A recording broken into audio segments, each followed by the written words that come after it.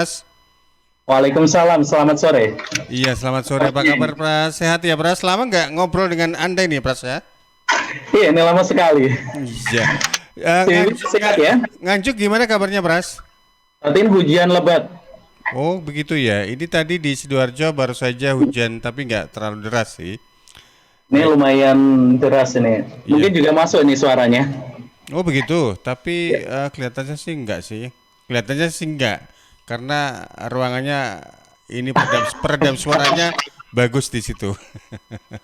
ya kita akan coba lebih baik lagi kayak Sidoarjo. Amin, mudah-mudahan terwujud. Dan saya juga sudah tersambung dengan narasumber nih. Assalamualaikum Bu Dewi. Assalamualaikum Bu Dewi. Suaranya nggak muncul Bu. Suaranya nggak muncul. Nah, ini Kalau sekarang ini sudah muncul. baru mantul Bu Dewi. Aduh kangen ya, lama nggak ketemu di Bu Dewi ya. Iya, udah lama ini ya. Iya. Gimana udah jadi bagus, Mas? Sudah Tempatnya. keren, alhamdulillah ini.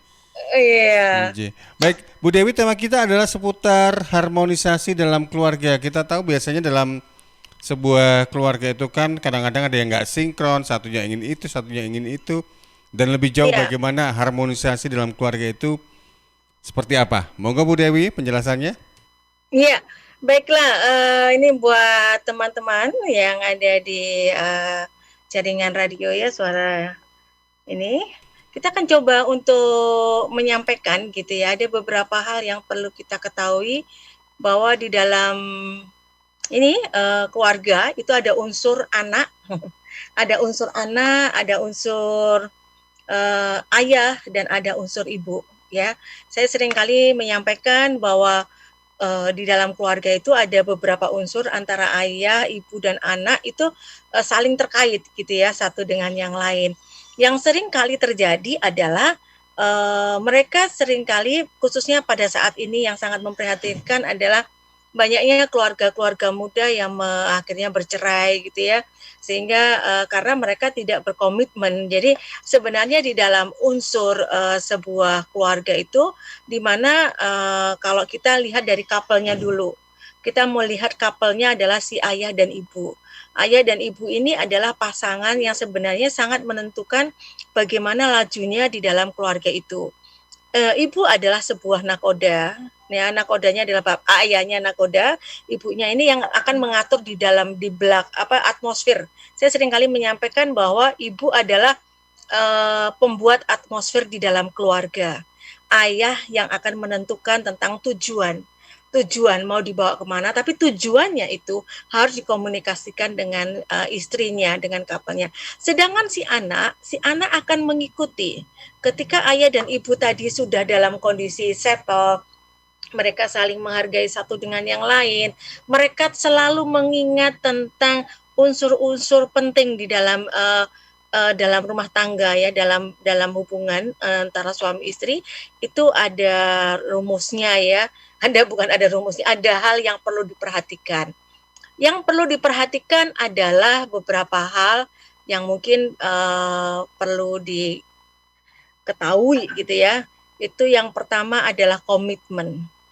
Komitmen.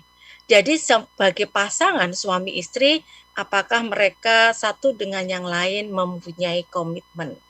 Kemudian yang kedua adalah intimasi.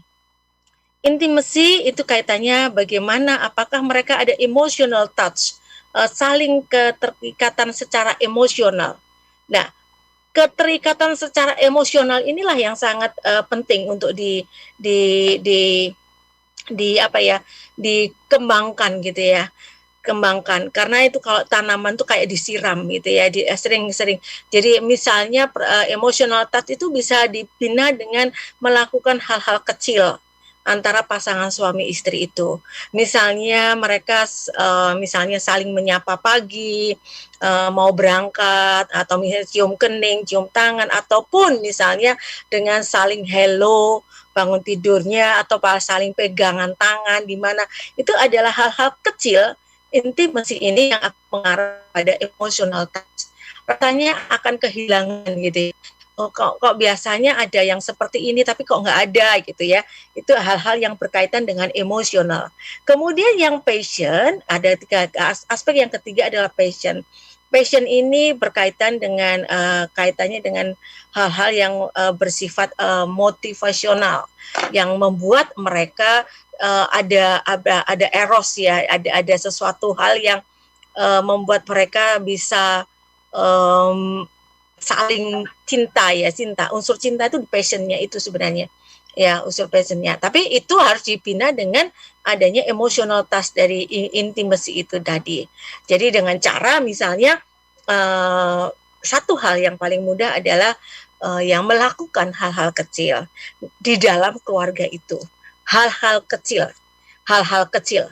Jadi hal-hal kecil itu macam-macam, misalnya dengan saling memegang tangan, saling mengelus rambutnya si anak. Jadi itu sangat bisa meningkatkan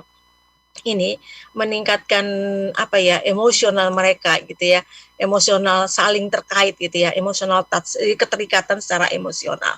Begitu Mas Panji gitu ya, mungkin Iya. yang ingin saya sampaikan. Iya, Baik, jadi orang tua bisa dikatakan menjadi sebuah apa tolak ukur atau mungkin eh apa istilahnya itu model sehari-hari yang bisa diamati, ditiru, bahkan juga bisa di istilahnya anak-anak ini mereka juga membentuk karakter mereka di kemudian hari begitu ya Bu Dewi ya. betul, betul.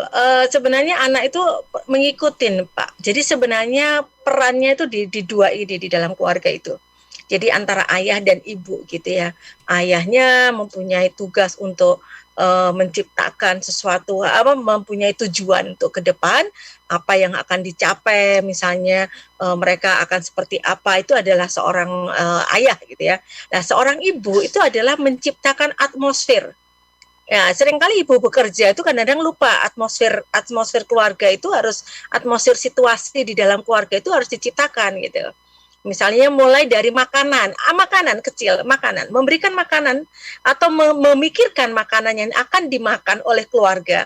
Tidak harus selalu beliau yang memasak, tapi memikirkan asupan makanan yang akan dimakan di keluarga, itu juga bagian dari penciptaan atmosfer. Kemudian menata rumah, kemudian apa misalnya aktiviti-aktiviti sehari itu kan atmosfer. Sebenarnya itu adalah peran seorang ibu. Nah, kadang-kadang ibu-ibu bekerja lupa kadang-kadang karena wah aku udah bekerja gitu ya. Sehingga udahlah, masa dia nggak tahu kalau saya ikut bekerja. Seharusnya tidak seperti itu. Atmosfer itu mudah sekali. Jadi makanan di rumah tidak selalu harus dia memasak untuk era sekarang, namun beliau adalah seorang ibu memikirkan asupan makanan apa yang akan dimakan oleh keluarga. Itu yang paling penting gitu. Baik. Saya coba geser ke Nganjuk terlebih dahulu ya Bu ya, karena ada Monggo, monggo. Prasetyo di sana. Pras? Iya, Selamat sore Bu Dewi. Selamat sore Mas Pras. Bagaimana, hujan nggak di sana? Alhamdulillah hujan lebat ini. Hujan lebat. rahmat Ya, dari yang Iya. dari yang di atas ini Pras. Ya, ini waktunya berdoa untuk menjadi Iya. keluarga harmonis. Oh iya siap, mantap. Betul. Ternyata jadi keluarga harmonis itu perlu belajar ya. Sebelum Iya. nikah ini sebelum. Iya, betul. Ini tadi disampaikan oleh Cak Panji ya, orang tua sebagai role model. Ini hampir sama dengan pertanyaan Mbak Dina, Bu Dewi. Usia Iya. saya saat ini 25 tahun. Saya takut menikah karena keluarga saya tidak harmonis. Apakah bisa saya membina keluarga harmonis dari keluarga tidak harmonis? Oke. Terima kasih Mbak Dina. Saya akan coba menjawab. Apakah saya bisa membina keluarga harmonis dari keluarga yang tidak harmonis gitu ya? Maka saya ingin sampaikan di sini ya, justru saya seringkali memberikan nasihat pada orang-orang yang dari keluarga-keluarga yang orang tuanya tidak harmonis, itu justru Anda mendapatkan apa ya, contoh yang Anda rasakan. Jadi gini, Anda melihat orang tua seperti itu, yang Anda rasakan adalah tidak nyaman. Berarti itu adalah pijakan buat Anda untuk melakukan lebih baik. Ya, untuk melakukan yang lebih baik. Artinya tidak ragu-ragu lagi. Berarti Anda sudah tahu clue-cluenya, oke, saya tidak akan seperti mama, aku tidak akan seperti papa mencari suaminya, oh aku di dalam keluarga harus seperti ini, aku tidak mau anakku nanti akan merasakan seperti yang aku rasakan. Nah itu kan, jadi seringkali saya mengatakan Anda harus bersyukur, Anda ini kan motivasional ya, yang saya berikan kepada orang-orang yang dari keluarga-keluarga yang seringkali mengkambing hitamkan dan membenarkan dengan mengkambing hitamkan, membenarkan bahwa udahlah aku nggak menikah aja, orang tua aku menikah aja seperti ini, aku tidak mau nah ini yang sebenarnya harus dibuang. Caranya adalah saya seringkali menyatakan bahwa wow, Anda mendapatkan contoh di depan mata, Anda merasakan ketidaknyamanan itu, Anda merasakan ketidaksukaan itu, maka justru disinilah Tuhan memberikan Anda kesempatan untuk menjadi yang sebaliknya, gitu, untuk menjadi yang sebaliknya. Kecuali memang yang role modelnya memang positif, maka sebenarnya itu akan keuntungan ya. Jadi dia tidak ada masalah. Namun kalau role model yang di depannya itu adalah misalnya tidak harmonis, maka saran saya justru belajarlah itu kan, saya merasa belajar dari orang tua Anda, justru Anda mendapatkan contoh pembelajaran di depan Anda untuk tidak melakukan itu. Nah itu yang sering kali saya sampaikan. Oleh karena itu memang 3 hal itu yang saling penting. Kenapa ini saya sampaikan? Karena proses perceraian memang semakin meningkat dan pengajunya yang mengajukan itu lebih banyak adalah perempuan gitu ya. Nah ini kan menarik gitu. Bagaimana agar hal tersebut bisa ditekan gitu, ya, bisa ditekan gitu. Ya baik. Ya, di Suara Sidoarjo ada pertanyaan yang sudah masuk lewat WA di 0821 3264 109. Saya coba cek ke redaksi, Bu Dewi. Nggih, monggo. Ya, saat ini ada 2 pertanyaan yang sudah masuk ke WA redaksi ya. Yang pertama dari Ibu Wiwit di Tanggulangin. Tetangga saya ini hampir tiap hari berantem antara suami istri. Si istri ini sering bicara kasar sama suaminya karena dia nggak kerja. Sementara suaminya ini kalau dimarahin seperti tidak peduli. Anehnya sudah setahun mereka menikah tapi mereka masih bisa bertahan seperti itu. Kok bisa ya? Kemudian ada dari yang tidak mau disebutkan namanya. Ini saya mempergoki istri saya selingkuh sama temennya. Saya belum bilang apapun sama dia dan hati saya sakit, tapi saya masih cinta dan pengen pernikahannya tetap bertahan. Apa yang harus saya lakukan supaya dia mengerti dan tidak mengulangi perbuatannya lagi? Baik, oke, terima kasih untuk Anda yang sudah berpartisipasi. Bu Dewi ditahan dulu jawabannya, kita akan break dulu, nanti akan kembali dengan jawaban yang sudah tadi, pertanyaan-pertanyaan dan jawaban dari Anda sesudah beberapa pesan berikut ini. Baik sahabat dan juga pendengar pemirsa di mana saja Anda berada, masih bersama di Ruang Psikologi bersama Bu Dewi Retno Suminar. Beliau adalah psikolog dan juga dosen psikologi dari Universitas Erlangga. Anda bisa ikuti acara ini setiap hari Sabtu mulai jam 3 sampai jam 4 sore. Kami akan kembali sesudah beberapa pesan berikut ini. Suara Sidoarjo, lembaga penyiaran publik lokal pemerintah Kabupaten Sidoarjo.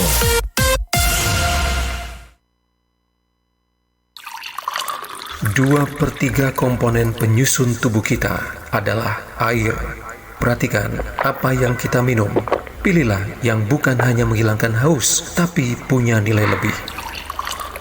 Untuk sehari-hari atau acara khusus, minum air dalam kemasan Santri, produksi Kepontren Sidogiri Pasuruan, yang tidak hanya menyehatkan, tetapi turut mengembangkan perekonomian umat. Santri, air minum dalam kemasan yang diambil dari mata air umbulan yang jernih, segar dengan kandungan mineral yang stabil, diproses melalui sand filter, carbon filter, disterilkan dengan ozon, dan sinar ultraviolet dengan teknologi water treatment melalui mesin pengisian otomatis. Santri bersertifikat halal MUI, BPOM, ISO 9001, dan SNI. Dapatkan dalam kemasan 120 ml, 240 ml, 330 ml, 600 ml, 1500 ml, dan kemasan galon.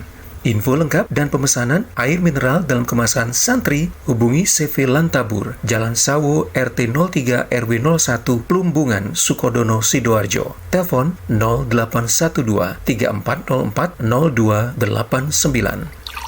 Air minum dalam kemasan Santri. Assalamualaikum warahmatullahi wabarakatuh. Saya Sigit Setiawan, Kepala Dinas Lingkungan Hidup dan Kebersihan Kabupaten Sidoarjo. Sidoarjo merupakan kabupaten yang luasnya paling kecil di antara kabupaten seluruh Jawa Timur. Sidoarjo jumlah penduduknya juga cukup padat. Sidoarjo memiliki banyak kawasan perumahan. Berikutnya bahwa Sidoarjo merupakan daerah delta di mana memiliki banyak saluran dan dengan elevasi yang relatif rendah sehingga rawan terjadinya banjir. Pada musim penghujan ini, saya menghimbau kepada seluruh masyarakat, terutama masyarakat yang bertempat tinggal dekat dengan saluran atau sungai atau afur, ikut menjaga kebersihan saluran yang ada. Dengan ikut menjaga berarti masyarakat ikut peduli terhadap pencegahan terjadinya banjir di Kabupaten Sidoarjo. Masalah banjir tidak bisa hanya dibebankan pemerintah. Dukungan masyarakat sangat signifikan mencegah terjadinya banjir di Kabupaten Sidoarjo. Semoga dengan kebersamaan antara pemerintah dengan masyarakat ini betul-betul Sidoarjo bebas dari banjir. Nang tambak sumur tuku anjir, lewat pasar Gedangan. Dulur-dulur nek pengen Sidoarjo gak banjir, ayo ojo buang sampah sembarangan. Sekian, terima kasih. Wassalamualaikum warahmatullahi wabarakatuh. Sahabat, kita tahu bahwa merokok dapat mengganggu kesehatan, apalagi rokok ilegal. Ciri-ciri rokok ilegal yaitu rokok yang beredar di pasaran tanpa pita cukai, memakai pita cukai palsu, memakai pita cukai bekas, atau rokok yang memakai pita cukai yang salah peruntukan. Dengan harga jual yang murah, maka rokok ilegal pasti berdampak negatif, diantaranya meningkatkan jumlah perokok pemula dan juga berdampak pada penerimaan negara. Mari bersama-sama memberantas rokok ilegal. Iklan layanan masyarakat ini dipersembahkan oleh Bea Cukai Sidoarjo. Saya warga Jatim, Piu dari Padi Ribon, memakai masker.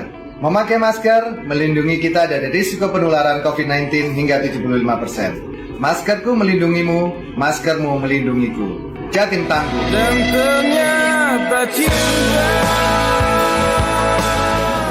Direktorat Jenderal Pajak menghimbau masyarakat lapor SPT. Lagi ngapain sih? Serius amat. Ini loh, aku lagi baca himbauan soal pajak di koran. Ngomong-ngomong, kamu udah punya NPWP belum? Ya udah dong, aku kan wajib pajak patuh. Taat bayar pajak, lapor SPT tepat waktu. Tapi kamu udah lapor SPT tahunan belum? Nanti kena sanksi administrasi loh. Waduh, benar sekali. Sekarang lapor SPT tahunan lebih gampang loh. Apalagi ada fasilitas e-filing. Gak perlu repot datang ke kantor pajak. Buka aja djponline.pajak.go.id. Hei, kamu mau kemana? lapor SPT tahunan dong. Pakai e-filing aja, kan bisa sambil santai di rumah.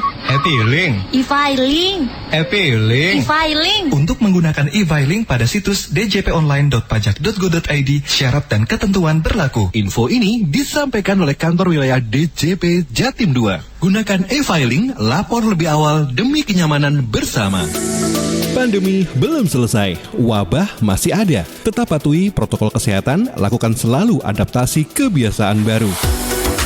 Tetap jaga jarak, selalu pakai masker dimanapun dan kapanpun saat beraktivitas. Sering cuci tangan dengan sabun di air yang mengalir. Ketemu teman, gak usah salaman, say hello saja. Hello. Jangan lupa bawa hand sanitizer kemanapun. Untuk transaksi pembayaran, pakai e-money atau uang elektronik. Dan setiap habis keluar dari rumah, balik rumah langsung mandi. Ayo jadikan Sidoarjo lebih baik, seperti dikatakan oleh Hudiono, PJ Bupati Sidoarjo. Masif ini artinya kesadaran masyarakat Sidoarjo itu makin tinggi. Pak Kapolres dan Forkopimda dan pemerintah Kabupaten Sidoarjo melakukan edukasi. Ternyata itu ada pengaruhnya dengan jumlah yang sakit di rumah sakit. Ada penurunan. Kita sudah bisa mendekat ke zona kuning karena yang terkonfirmasi positif makin berkurang. Selalu tertib protokol kesehatan, lakukan selalu adaptasi kebiasaan baru. Berubah, usir wabah. Dipersembahkan oleh Dinas Kesehatan Kabupaten Sidoarjo. News, Talk, and Music Hits. Suara Sidoarjo. Your multi-platform radio. Terima kasih untuk sahabat yang mendengarkan dan melihat Suara Sidoarjo dan masih bersama kami di Ruang Psikologi harmonisasi dalam keluarga yang juga bisa Anda simak di RGR Tulungagung, Praja Angkasa Trenggalek, dan Ersal FM Nganjuk. Ya, saya coba kembali dengan Bu Dewi, pertanyaan dari Bu Wiwi dan satu orang tadi yang nggak mau disebut namanya. Monggo Bu Dewi.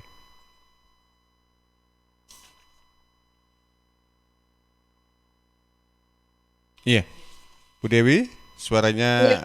Oke. Monggo Ya, Bu Dewi. terima kasih Mas Panji.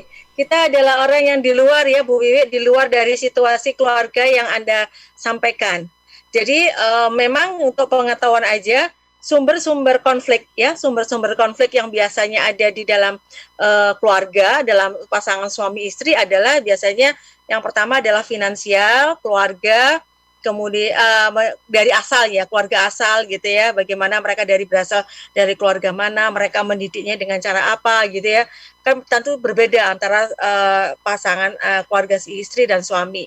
Kemudian juga gaya komunikasi misalnya, juga tugas rumah tangga, kemudian selera untuk masing-masing dan banyak lagi. Nah, kalau kita lihat dari sini sebenarnya yang perlu dicermati adalah mungkin persoalan mereka mungkin dalam pembagian tugas rumah tangga gitu ya.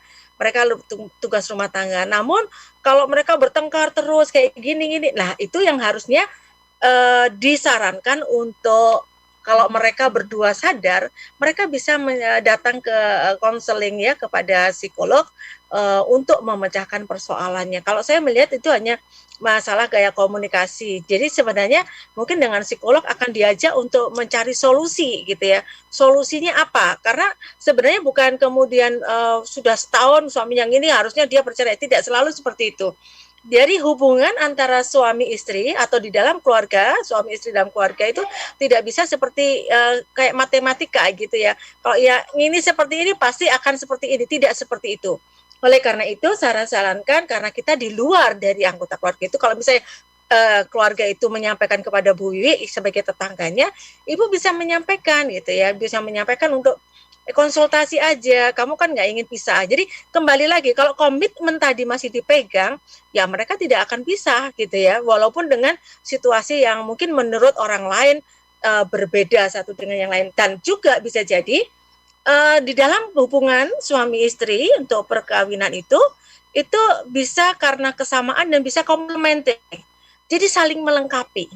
Jadi kadang-kadang kita yang itu loh istrinya cerewet gitu ya, istrinya cerewet, tapi kok suaminya diam aja. Tapi kita lihat ya, mungkin suaminya merasa bahwa oke, aku nggak bisa menyuarakan kecerewetan, tapi ini itu sudah dibantu oleh istri saya. Jadi kita kadang-kadang nggak boleh melihat itu dalam perspektif bingkai yang ada kita. Jadi sarankan untuk ke psikolog. Kemudian gini Pak, ini Bapak ini karena yang berselingkuh istrinya ya kayaknya ya. Kalau istrinya berselingkuh dan Bapak masih mencintai, ya saya mengatakan kepada Bapak toleransi orang itu kan bermacam-macam Bapak. Jadi toleransinya Bapak masih bisa menerima, ya nggak apa-apa. Namun jangan kemudian dibiarkan. Artinya diajak diskusi. Why? Kenapa dia sampai berpaling? Berarti di sini Bapak komitmennya masih ada. Berarti yang kurang adalah intimasinya. Emosionalnya yang perlu dikembangkan. Nah, sekarang kan kembali kepada masing-masing individu. Kalau Bapak masih mau mempertahankan, ya tentunya intimasinya yang disiram terus Bapak. Gestur-gestur yang membangkitkan emosional touch antara suami istri itu harus sering dilakukan gitu ya. Sering dilakukan dengan cara bermacam-macam, dengan bisa saling memegang tangan, kemudian saling menggoda gitu ya, itu bisa dilakukan gitu. Memberikan kejutan-kejutan kecil itu sangat-sangat membantu sekali gitu ya. Beberapa orang ketika menikah perlu untuk melakukan kejutan-kejutan kecil itu. Dan kalau perlu ada me time untuk masing-masing pasangan. Mungkin itu yang kurang bagi Bapak gitu. Ya kembali lagi kalau Bapak masih bisa menerima, kembali kepada diri Bapak. Coba dirubah lagi. Jadi berarti komitmennya masih ada. Begitu Mas Panji. Betul, baik. Jadi kembali kepada diri kita, apakah mau dilanjut atau enggak nih? Baik, saya ke Nganjuk. Ya Pras, ada pertanyaankah dari sobat Ersal di sana Ini dari pertanyaannya. Miarsa ya. Iya. Ini mau dilanjut atau tutup buku? Ya. Ini ya Bu Dewi, ada Santi. Apakah keluarga tidak harmonis bisa mempengaruhi perkembangan anak? Iya. Waktu itu juga ada Wati. Saya perempuan usia matang, belum menikah. Karena saya dulu disibukkan dengan mengasuh keponakan saya yang ibunya menikah. Saya mendidik anak ini dengan sebaik-baiknya. Dan saya suka membaca psikologi anak dan selalu mengikuti Bu Dewi di ruang psikologi. Oh. Tidak bisa, saya belum menjadi ibu secara lahiriah, tapi di anak dengan baik. Dan bagaimana saya menghadirkan keluarga harmonis. Ya, terima kasih. Ya, Mbak Santri sama Mbak Wati ya, kalau nggak salah ya. Iya. Iya, oke. Mbak Santri, ini yang pertanyaan ya, bagaimana apakah keharmonisan keluarga akan mempengaruhi perkembangan anak? Iya. Jadi saya ingin sampaikan bahwa secara ada hubungan timbal balik antara pengasuhan dengan kondisi anak, ya, perkembangan anak, marital relationship, jadi hubungan perkawinan dengan perkembangan anak, itu saling timbal balik. Artinya memang dalam keharmonisan, bagaimana hubungan di dalam keluarga, dalam perkawinan itu akan mempengaruhi perkembangan anak. Begitu juga sebaliknya, ketika keluarga itu mendapatkan anak yang bermasalah, juga kadang-kadang bisa mempengaruhi hubungan perkawinan. Oleh karena itu hubungannya adalah timbal balik. Demikian juga dengan pengasuhan dan kondisi perkawinan. Karena itu kayak segitiga gitu ya, segitiga antara marital relationship, bagaimana situasi perkawinan, kemudian yang satu sisi adalah perkembangan anak, dan yang sisi yang satunya lagi tentang pengasuhan. Jadi ketiga hal itu saling berhubungan timbal balik. Artinya kalau misalnya keluarga itu tidak harmonis, jelas akan mempengaruhi perkembangan anak. Ya, akan mempengaruhi perkembangan anak.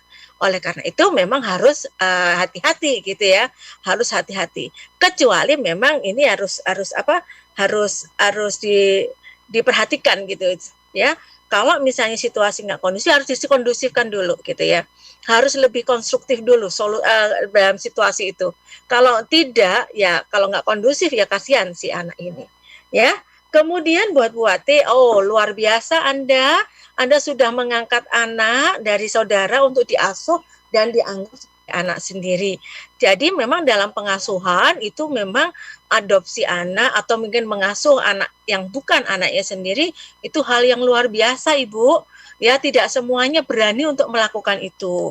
Namun tetap kembali lagi kalau Ibu mau mendidik dan untuk menciptakan keluarga harmonis, kembali pada goal yang Ibu lakukan. Apakah Ibu memang akan menjadi single parent terus-menerus ataukah akan mencari suami? Ya, itu enggak apa-apa, itu tergantung pada diri masing-masing. Kalau misalnya Ibu akan mencari suami, maka Ibu harus hati-hati untuk menyampaikan bahwa anak ini adalah anak asuh Ibu yang sudah dididik dari kecil. Suami itu harus bisa menerima ini. Iya kan? Ini kan nanti istilahnya menjadi kayak step family. Sebenarnya kayak anak tiri. Nah, ini yang harus diperhatikan. Walaupun ini anaknya bukan anak kandung ya, anak asuh, namun kan ini anak sudah mulai dari kecil ikut ya, dan dia saudara ponakan. Oleh karena itu yang harus diperhatikan. Jadi saran saya kembali lagi, harmonis itu tidak selalu ada pasangan suami, istri dan anak. Tapi dalam keluarga kecil itu misalnya ibu menetapkan diri sebagai single mother, ya nggak apa-apa gitu ya. Dengan single mother itu ibu menjadi single parent, single mother, single parent. Cuma yang ibu harus ketahui, anak ini dalam tumbuh kembangnya tetap membutuhkan sosok seorang pria. Nah, dari mana dia akan mendapatkan sosok orang pria? Kalau misalnya ibu punya bapak, bisa aja bapak Anda sebagai sosok identifikasi sebagai sosok seorang pria. Kalau ini anak laki-laki, tapi kalau anaknya ini perempuan, enggak apa-apa, ibu dengan ibu. Paling nggak dia bisa melihat sosok ibu sebagai ibu. Cuma kalau anaknya laki-laki, harus dicarikan sosok seorang pria yang akan menjadikan dia tumbuh sebagai seorang pria yang bagus karena dia bisa melihat sosok laki-laki di dalam hidup dia, dalam interaksinya dia, begitu. Baik, pria yang sesungguhnya bukan yang setengah matang begitu ya Bu ya? Iya betul, janganlah. Baik, saya ke nanti melambai. Betul. Saya ke redaksi ada beberapa pertanyaan ini yang sudah dihimpun oleh Rama di redaksi. Ya Ram? Ya, yang pertama dari Mas Joko ya di Sekardangan. Istri saya sering belanja barang fashion tapi nggak bilang-bilang dulu, jadinya uang yang harusnya bisa ditabung malah jadi barang yang nggak terlalu penting. Sering juga saya marahin tapi tetap saja diulangi. Saya harus gimana ya? Kemudian yang kedua dari Silvi. Apakah keharmonisan keluarga itu ada standarnya? Soalnya tetangga saya sendiri tidak pernah bertengkar tapi tiba-tiba cerai. Iya, biasanya sepi gosip ternyata endingnya cerai gitu ya. Ala-ala selebritis ini berarti ya. Kemudian Pak Joko yang istrinya kalau beli sesuatu nggak ngomong-ngomong. Sudah nggak ngomong terus tagihannya diberikan ke suaminya lagi. Apakah ini bentuk surprise atau apa ya? Monggo Bu Dewi ada komentar. Iya, oke. Menarik ini sekali ya. Ya Pak Joko di Sekardangan. Ini sebenarnya kalau Bapak memarahi itu berarti komunikasinya masih belum jalan gitu ya Pak ya. Gini Bapak, solusi yang bisa dilakukan adalah mencoba untuk menyampaikan keberatan Bapak dengan gaya gitu. Dengan gaya misalnya, Mama beli ini untuk apa sih? Misalnya bertanya, oh ini lagi tren ini kayak gini. Iya, tapi kita kan punya dream. Tolong biasakan mempunyai dream dalam keluarga. Ya, misalnya ada suatu contoh ketika dia dream dalam keluarga. Saya ingin kita buat ya untuk ganti mobil. Kapan misalnya? Atau beli mobil atau misalnya beli rumah atau beli apa. Itu dibicarakan bersama. Dan kemudian jadi itu dream bersama. Sehingga ketika dia mau membeli sesuatu, si suami bisa mengingatkan. Misalnya kalau rumah itu bisa untuk cicilan 1 kali loh gitu. Jadi gantian si istri pun juga melihat suaminya membeli sesuatu yang berlebihan, dia juga akan mengatakan bahwa itu bisa loh untuk cicilan 1 kali atau misalnya itu bisa untuk ini. Jadi dream itu harus diciptain bersama. Membeli sesuatu itu harus diciptakan bersama. Kalau diciptakan bersama, maka akan terjadi saling kontrol satu dengan yang lain. Nah, ini yang seringkali kelupaan karena dia merasa sudah kerja, sudah punya uang atau uangnya sudah diserahkan ke istri, pokoknya istri membelanjakan apa adanya, nggak perlu papa tahu. Lah itulah, ini yang seringkali akhirnya mereka menganggap yaudah, akhirnya finansialnya terbuang dengan percuma, dengan ego masing-masing. Jadi saran saya, selalulah buat dream, buatlah impian. Nah, dari impian itu maka bisa satu dengan yang lain saling mengingatkan gitu ya. Nah, kemudian Mbak Silvi, konflik dalam rumah tangga itu tidak selalu tidak harmonis ya. Itu adalah dinamika kehidupan. Artinya ketika mereka berkonflik, disitulah mereka akan tahu keinginan dari lawan pasangannya. Nah, apakah orang yang keharmonisan itu tolok ukurnya tidak pernah konflik?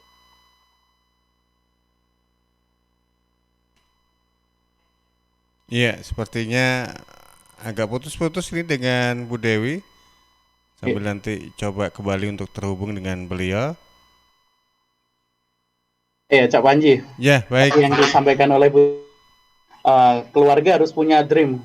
Kayaknya itu menyentil saya. Dreamnya apa ini? Iya, banyak dreamnya. Tapi benar apa yang dikatakan Bu Dewi. Kadang kita punya ego masing-masing. Karena semuanya punya uang sendiri-sendiri. Karena dua-duanya juga ini ya, pekerja juga begitu ya. Dan dia tersambung lagi. Baik, monggo Bu Dewi.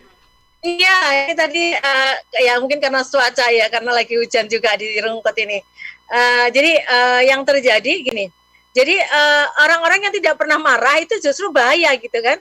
Bisa jadi keluarga itu tidak pernah marah, kelihatan diam-diam aja kemudian bercerai. Karena mungkin mereka menahan dirinya gitu.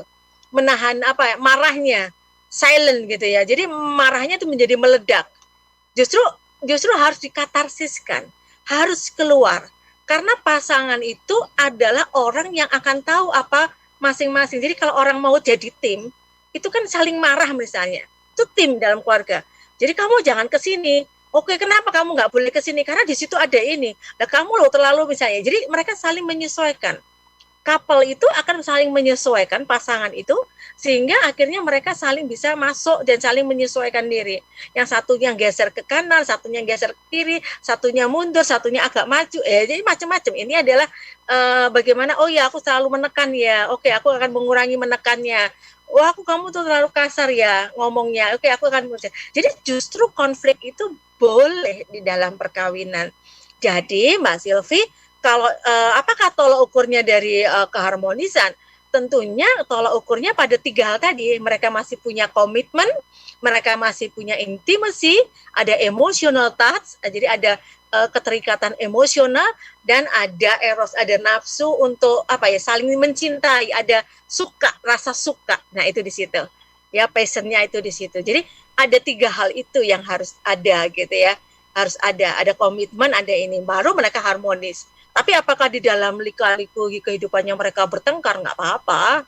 Yeah. Justru yang bertengkar itu adalah dinamis. Mereka saling menyesuaikan, saling asal arahnya tetap kepada solusi. Ya, konflik itu harus dibawa untuk menemukan what next. Aku nggak suka gini, oke. Aku juga nggak suka gini. Akhirnya gimana kita? Coba. Kan kita punya tujuan bersama untuk menikah, misalnya untuk sampai lanjut tintanya. Oke, aku akan melakukan kayak gitu. Itu yang harus dilakukan.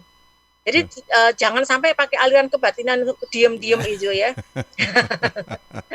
Kalau aliran kebatinan nanti. Kalau diam-diam nanti endingnya saling melayangkan gugatan cerai itu kan buruk juga ya Bu Dewi ya.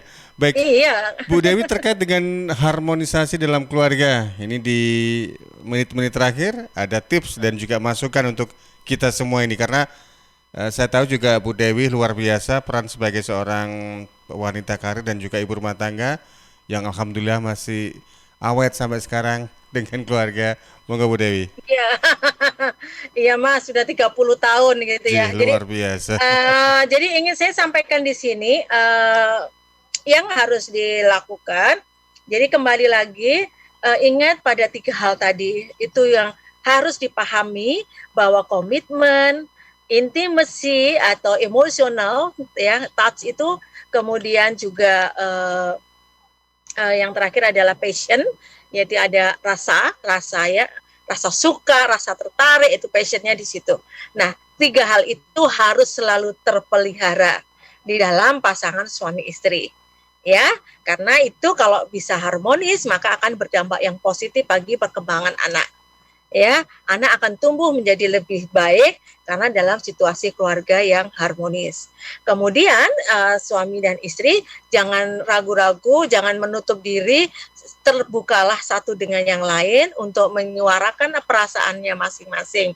Ya, karena dengan menyuarakan perasaan masing-masing, pasangan Anda akan tahu keinginan Anda. Ya, jangan diam, tapi langsung bersuara. Karena pengalaman saya sebagai psikolog yang seringkali mendapatkan konsultasi, mereka seringkali ketika memutuskan bercerai dengan kalimat begini, saya sudah 10 tahun bertahan. Kemudian saya tanya, 10 tahun bertahan, ternyata mereka tidak melakukan apa-apa, mengharap pasangannya berubah, tapi dia tidak juga melakukan stimulasi untuk pasangannya berubah. Begitu. Jadi kembali lagi, itu couple, itu pasangan dari 2 keluarga berbeda, pasti tidak akan sama.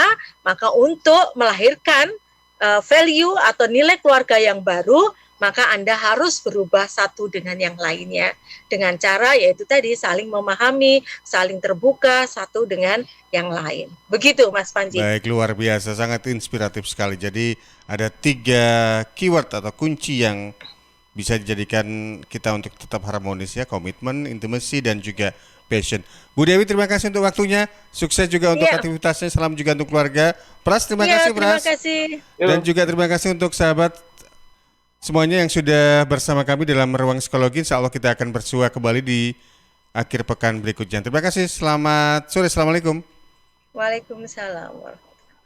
Ya, demikian tadi sahabat Ruang Psikologi dengan tema harmonisasi dalam keluarga bersama Bu Dr. Dewi Retno Suminar MSc. Beliau adalah psikolog dan juga dosen psikologi dari Universitas Erlangga yang juga bisa Anda simak di Ersal FM Nganjuk, Praja Angkasa Trenggalek, dan RGR FM Tulungagung.